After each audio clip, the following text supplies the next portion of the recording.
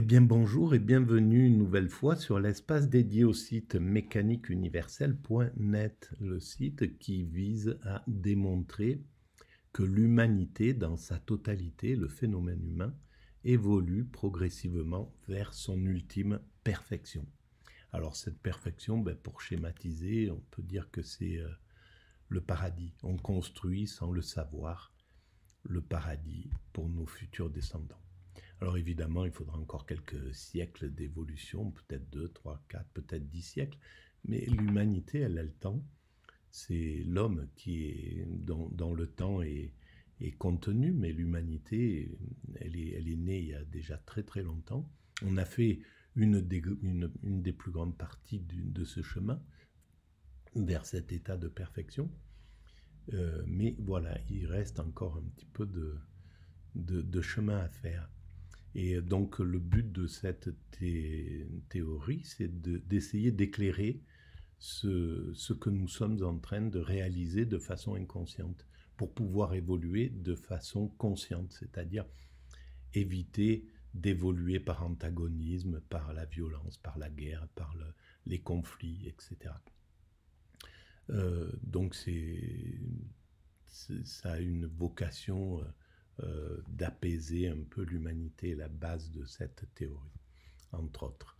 Voilà, alors pour démontrer un peu cette façon de penser, je m'appuie parfois sur des audios que j'écoute en général la nuit sur France Culture la plupart du temps, et il y a une émission que j'apprécie beaucoup qui s'appelle Avec Philosophie, et euh,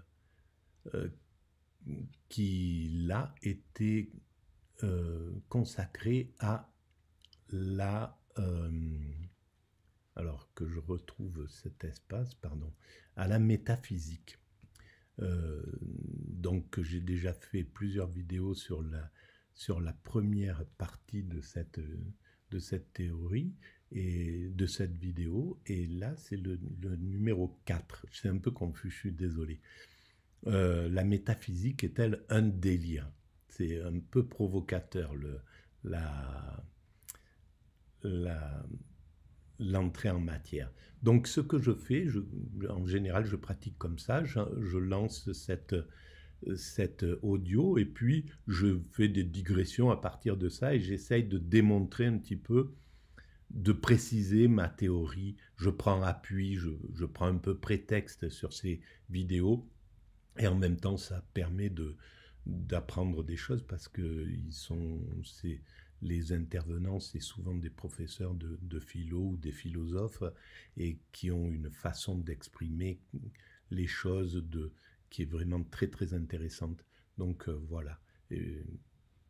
Donc je lance et tempérament robuste. Et James va Moi, dire j'ai le pas lu pragmatisme. beaucoup de choses sous de la plume de James qui disent que les athées vont bien. Non, alors pour repréciser, c'est William James, un philosophe américain qui montre d'une certaine façon, qui veut parler d'une vision un peu pragmatique, d'une réflexion pragmatique du monde, mais qui s'interroge sur les bienfaits du spirituel, les bienfaits de l'idée de Dieu, qui est une idée métaphysique, puisque Dieu, par excellence, on ne sait pas ce que c'est, voilà, et la métaphysique s'intéresse à tout ce qui n'est pas, tout ce qui est au-delà de la physique, euh, c'est-à-dire l'au-delà, le Dieu,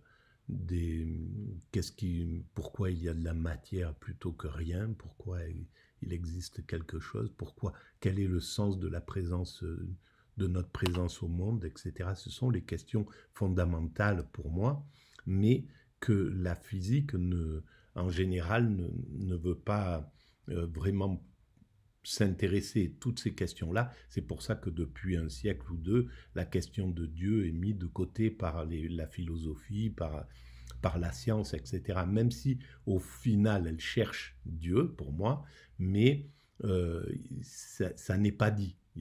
Voilà, c'est quelque chose qui doit être un peu écarté. Et donc, William James essaye de restaurer en quelque sorte l'idée que l'homme a besoin de ce divin.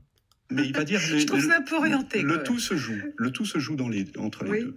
Mais Qu'est-ce que vous en pensez, Stéphane Madel-Rieux? Vous ne trouvez pas que le fait qu'il donne les réponses de l'enquête avant même l'enquête, puisque dès 1897-18, il dit que la foi religieuse, sous les conditions que vous avez précisées, c'est-à-dire si c'est pas un Dieu dogmatique, mais si c'est un Dieu aimant, un Dieu qui prend soin de nous, un Dieu qui nous ouvre les possibles, c'est génial pour les gens. Enfin, ils vont très bien.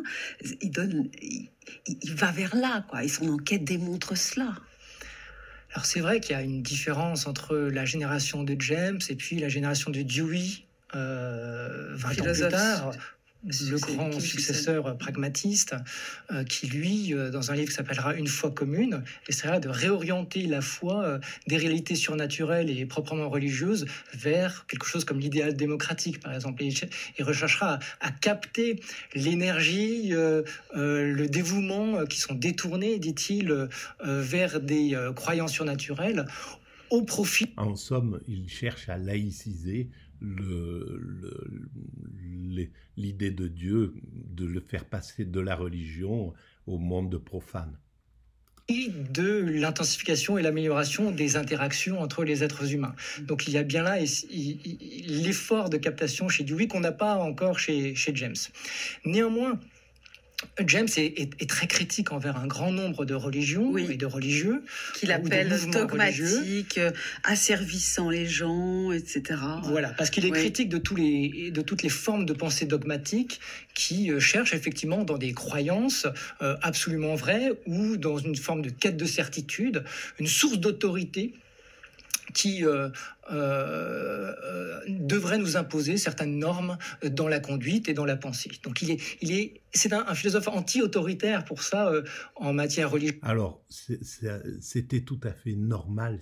Ça a été écrit au début du 20e, 1800 et quelques, fin 19e, début 20e, 1900 et quelques.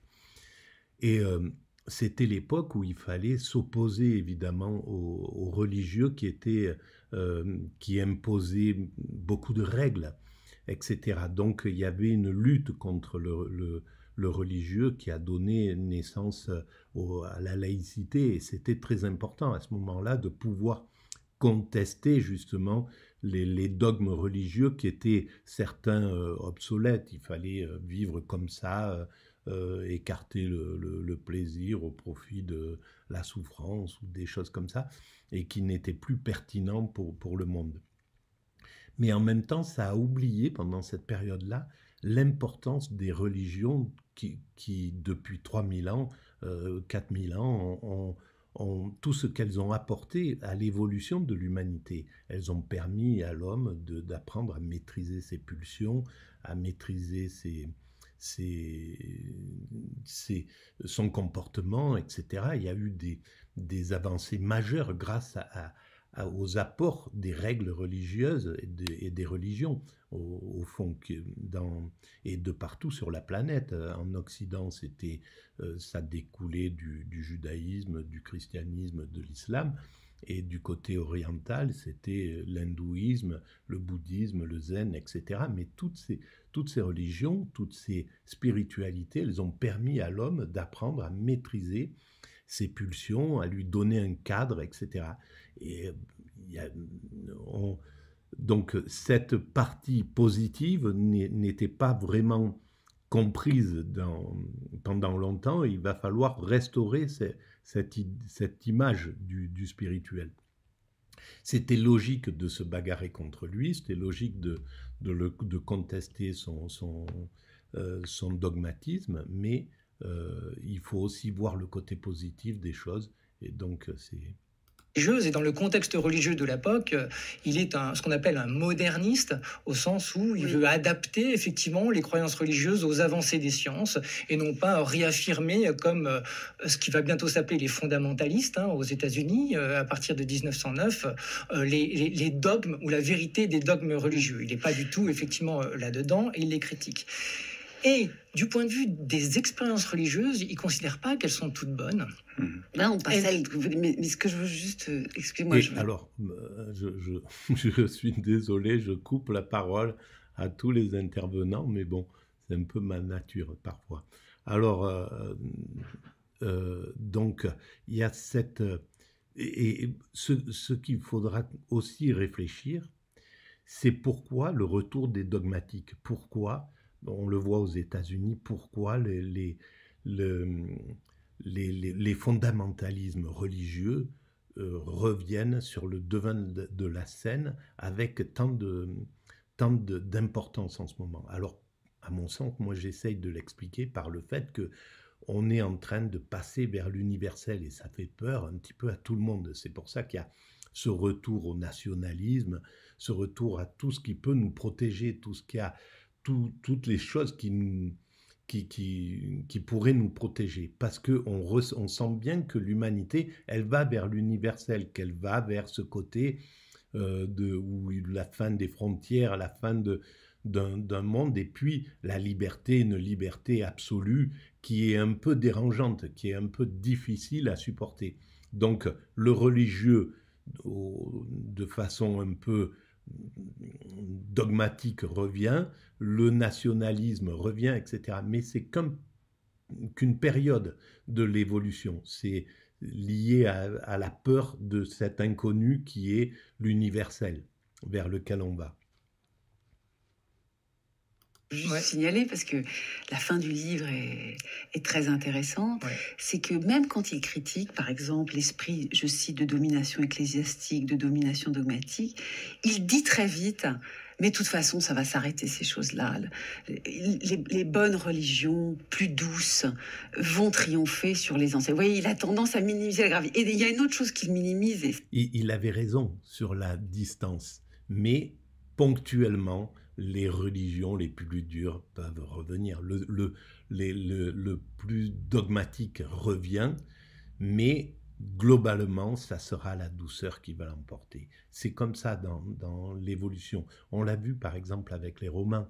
Les Romains, à la fin de leur règne, de leur empire, ils étaient tombés dans la torture la plus absolue, dans la violence incroyable. Et ils ont été renversés par le christianisme qui venait par l'amour, quoi, en réalité. C'est l'amour qui a fait tomber la perversion d'un système qui était en bout de course. Donc, c'est la douceur qui l'emportera, quoi qu'il arrive. L'humanité, même si à des moments ponctuels, la violence va revenir, prend une petite partie de l'évolution parce que il y a la peur, l'humanité doit régler des problèmes et donc la violence peut revenir d'un seul coup, mais globalement, l'humanité devient de plus en plus douce. Ce n'est pas le mal qui se développe, c'est la sensibilité au mal qui se développe. Ça, c'est une partie de la théorie que je défends sur la mécanique universelle, justement. Et c'est passionnant, c'est que quand même la piété, si elle est ce qu'il dit, elle ne fait jamais de mal. Voilà. Il le dit par exemple, nous ne devons, je cite, mettre sur le compte de la piété aucun des crimes atroces que l'on a commis et que l'on commet encore en son nom. Vous voyez, il y a quand même un parti pris que si la piété est ce qu'il dit, elle ne fera pas de mal. Inversement, les athées, même chez Dewey, Stéphane Madel-Rieu, même dans ce texte que vous venez d'évoquer, quand il dit avec qui on travaille le mieux, les athées ou les religieux qu'il faut certes dédogmatiser, il a du mal avec les athées. Il dit le risque, c'est quand même l'athéisme agressif. Ils ne sont pas très à l'aise, les pragmatistes, avec la position franchement athée, heureuse, aimant les autres, mais athée. C'est pas leur truc quand même, vous reconnaissez ? Alors, sur Dewey, je pense qu'il est parfaitement athée et parfaitement heureux. Donc effectivement, ce qu'il critique comme étant l'athéisme agressif, ça n'est pas ce qu'on appelle l'athée, c'est quelqu'un qui aurait perdu les connexions, dit-il, avec son environnement, avec la nature, avec les autres. C'est ça, parce qu'en fait, c'est une image très déprimée, des matérialistes athées qui pensent la nature comme étant forcément hostile et l'être humain comme étant comme ça perdu dans la nature. Et c'est pas du tout la conception de Dewey des rapports des êtres humains avec la nature. Et donc, si on appelle athéisme agressif ce type de matérialisme... C'est le seul athéisme qu'il examine, c'est pour ça que je dis c'est toujours intéressant. Dans la correspondance, il dit oui, bien sûr, je suis athée. Oui, il n'y a pas, à mon avis, il n'y a aucune ambiguïté pour Dewey. Mais il n'y a aussi aucune ambiguïté pour James. Il est croyant, ça c'est sûr. Et il veut justifier certaines formes de foi religieuse dans le monde moderne, mais d'une manière qui est compatible effectivement avec les sciences. Et si on revient à ce grand livre, des variétés de l'expérience religieuse, il faut d'abord rappeler aux auditrices et aux auditeurs que c'est un livre de psychologie de la religion. C'est-à-dire que les pages que vous citez et qui sont très importantes, c'est les toutes dernières pages. C'est même le post-scriptum du livre où il prend position en son nom propre et en philosophe sur la valeur de la croyance religieuse. Mais il a passé 500 pages avant à examiner, à décrire, à chercher à classer et à expliquer les phénomènes d'expérience religieuse, quels que soient d'ailleurs les types de religions. Il y a des exemples tirés de l'hindouisme ou du bouddhisme, de l'islam, du catholicisme et du protestantisme, et il cherche à avoir une analyse psychologique qui rende compte de ces expériences, y compris de la manière dont elles sont vécues par ces gens. Et il est très neutre, du moins il cherche à être... Il est neutre et en plus, évidemment, il ne s'oppose pas aux sciences, aux évolutions, à la créativité rationnelle, justement. Il n'oppose pas le religieux aux scientifiques. Et c'est là où il est, en somme, pour moi, un philosophe. Parce que le philosophe, la position du philosophe, elle devrait être entre le religieux et le scientifique. Et il fait la jonction entre ces deux. Et c'est pour ça qu'il doit s'occuper de métaphysique, bien entendu. La métaphysique, elle est fondamentale dans cette... Mais voilà, c'est tout l'intérêt de la philosophie et de la place de la philosophie dans la réflexion humaine. Moi, je trouve pas neutre, mais je l'aime beaucoup. Vous voyez ce que je veux dire? Je trouve que voilà, c'est clair qu'il y a très peu de contre-exemples. Alors, c'est vraiment pour qu'on ait un sourire aussi autour de ces questions, ce qui est si difficile, comme vous le savez, dans le monde contemporain. Je voudrais qu'on écoute Woody Allen, qui dans Anna et ses sœurs incarne un personnage qui semble vouloir se convertir au christianisme pour des raisons thérapeutiques. Il va toujours mal, vous le savez bien. Les personnages de Woody Allen ont un mal-être, et à un moment il se dit, je trouve ça très pragmatique, et si je me convertissais, peut-être irais-je mieux. Alors, bon, je vais arrêter là pour cette vidéo. Voilà,